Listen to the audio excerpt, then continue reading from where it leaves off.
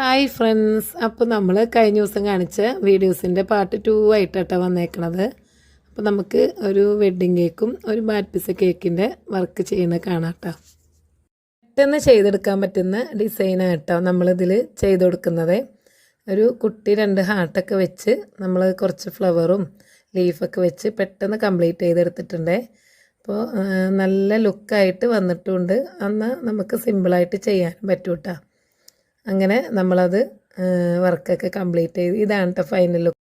അപ്പോൾ ഇങ്ങനെ ഉണ്ടെന്നുള്ളത് ഇഷ്ടമായെങ്കിൽ കമൻ്റായിട്ട് ലൈക്കൊക്കെ തന്ന് സപ്പോർട്ട് ചെയ്യണേ.